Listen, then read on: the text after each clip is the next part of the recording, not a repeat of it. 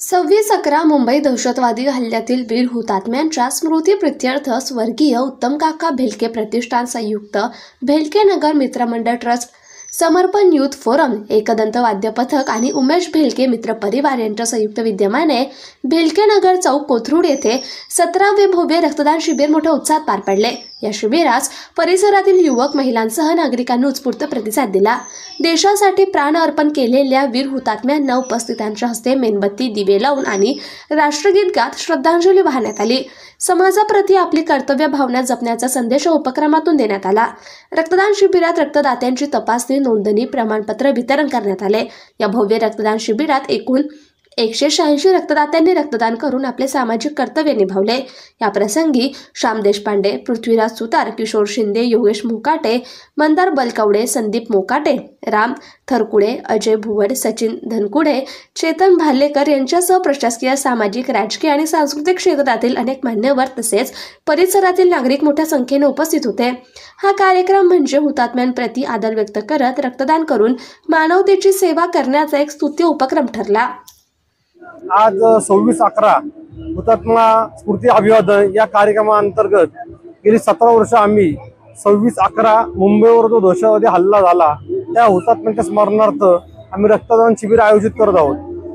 26/11/2008 साली जी काल रात्री मुंबईवर आपल्या आली त्या काल रात्री या जे हुतात्मे आहेत आपले अशोक कामटे साहेब, हेमंत करकरे साहेब, साळसकर साहेब, तुकारामजी ओंबाळे, मेजर संदीप उन्नीकृष्णन यांनी जे त्यांच्या जीवाचं बलिदान देऊन आपल्या सर्व नागरिकांचं रक्षण केलं, तर त्यांच्या स्मरणार्थ काय करता येईल असा आम्ही मित्रपरिवार नेहमी विचार करत होतो।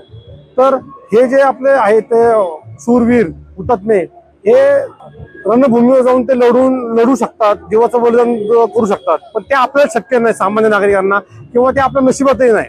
मग त्या तोड आपल्याला काय करता येईल या भावनेने आम्ही ठरवलं की आपण दरवर्षी ह्या शहीदांना श्रद्धांजली रक्तदान शिबिर आयोजित करायचं आणि गेली 17 वर्ष आम्ही सलग हे रक्तदान शिबिर आयोजित करत आहोत।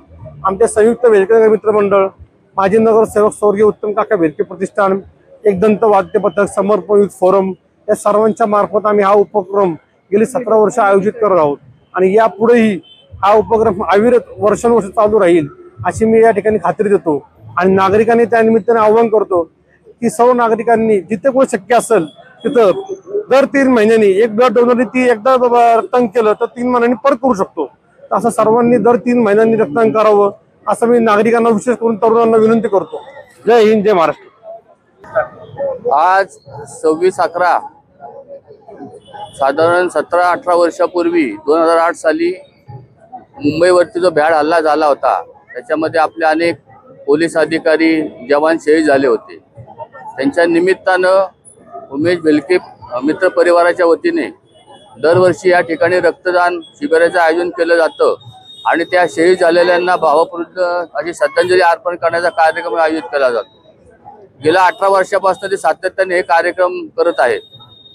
प्रथमतः मी आपला सर्व कोथरूडकरांच्या वतीनं या हुतात्म्यांना भावपूर्ण अशी श्रद्धांजली अर्पण करतो आणि उमेश भेलके आणि त्यांचे मित्र परिवार जे एक मोठं सामाजिक कार्य या ठिकाणी करते ते खरंच उल्लेखनीय आहे।